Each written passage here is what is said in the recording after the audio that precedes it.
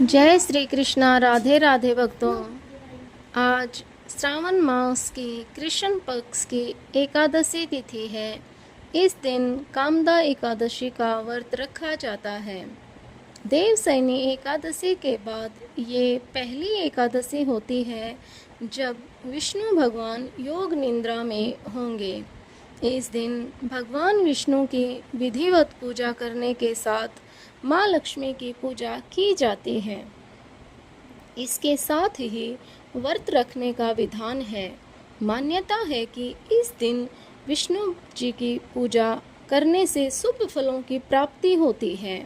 इसके साथ ही सुख समृद्धि धन संपदा की प्राप्ति के साथ साथ मोक्ष की प्राप्ति होती है। इस दिन पूजा करने के साथ साथ अंत में ये व्रत कथा अवश्य करें। इससे आपकी पूजा पूर्ण मानी जाएगी। आइए जानते हैं कामदा एकादशी की संपूर्ण कथा। जय श्री कृष्ण। कुंती पुत्र धर्मराज युधिष्ठिर ने श्री कृष्ण जी से कहा कि आपने देवसैनी एकादशी और चातुर्मास के महत्व के बारे में बता दिया है। अब कृपया करके श्रावण मास के कृष्ण पक्ष में पड़ने वाली एकादशी के बारे में बताएं। श्री कृष्ण जी ने कहा, हे युधिष्ठिर, इस एकादशी की कथा एक समय स्वयं ब्रह्मा जी भी देव ऋषि नारद जी से कह चुके हैं, अतः मैं भी तुमसे वही कथा कहता हूँ। नारद जी ने ब्रह्मा जी से श्रावण मास के कृष्ण पक्ष की एकादशी की कथा सुनने की इच्छा जताई थी। उस एकादशी का नाम विधि और महत्व जानना चाहा। ब्रह्मा जी ने कहा, हे नारद, श्रावण मास की कृष्ण एकादशी का नाम कामदा एकादशी है। इस एकादशी को सुनने मात्र से वाजपेय यज्ञ का फल मिलता है। इस तिथि पर शंख चक्र एवं गदाधारी श्री विष्णु जी का पूजन होता है। उनकी पूजा करने से जो फल मिलता है वह सुनो। गंगा, काशी, नैमिषारण्य और पुष्कर में स्नान करने से जो फल मिलता है वह फल विष्णु भगवान के पूजन से भी मिलता है।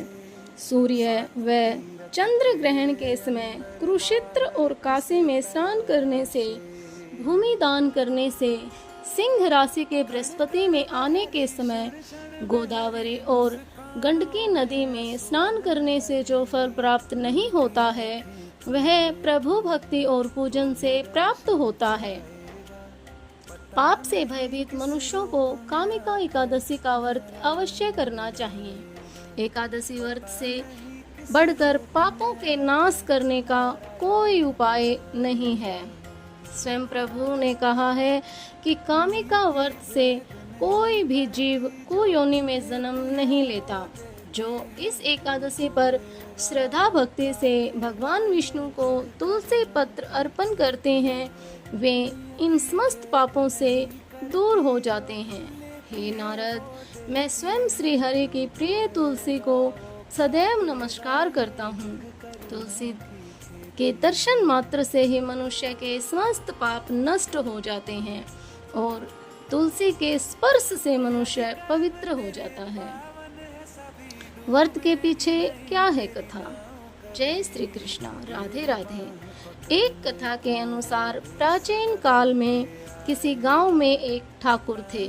क्रोधी ठाकुर का एक ब्राह्मण से झगड़ा हो गया और क्रोध में आकर ठाकुर से ब्राह्मण का खून हो जाता है। अतः अपने अपराध की क्षमा याचना हेतु ब्राह्मण की क्रिया उसने करनी चाहिए, परंतु पंडितों ने उसे क्रिया में शामिल होने से मना कर दिया और वह ब्रह्म हत्या का दोषी बन गया। परिणाम स्वरूप ब्राह्मणों ने भोजन करने से इनकार कर दिया। तब उन्होंने एक मुनि से निवेदन किया कि हे मुनीश्वर, मेरा पाप कैसे दूर हो सकता है। इस पर मुनि ने उसे कामदा एकादशी व्रत करने की प्रेरणा दी। ठाकुर ने वैसा ही किया जैसा मुनि ने उसे करने को कहा था। जब रात्रि में भगवान की मूर्ति के पास वह शयन कर रहा था तभी उसे स्वप्न में प्रभु दर्शन देते हैं और उसके पापों को दूर करके उसे क्षमादान देते हैं। कामदा एकादशी की रात्रि को दीप तथा जागरण के फल का महात्म चित्रगुप्त भी नहीं कह सकते। जो इस एकादशी की रात्रि को भगवान के मंदिर में दीपक जलाते हैं, उनके पितृ स्वर्ग लोक में अमृत पान करते हैं तथा जो घी या तेल का दीपक जलाते हैं वे 100 करोड़ दीपकों से प्रकाशित होकर सूर्य लोक को जाते हैं। ब्रह्मा जी कहते हैं, हे नारद, ब्रह्म हत्या तथा भ्रूण हत्या आदि पापों को नष्ट करने वाली इस कामिका एकादशी का व्रत मनुष्य को यत्न के साथ करना चाहिए। कामदा एकादशी को कामिका एकादशी भी कहा जाता है। कामिका एकादशी के व्रत का महात्म श्रद्धा से सुनने और पढ़ने वाला मनुष्य सभी पापों से मुक्त होकर विष्णु लोक को चला जाता है। जय श्री कृष्ण। राधे राधे।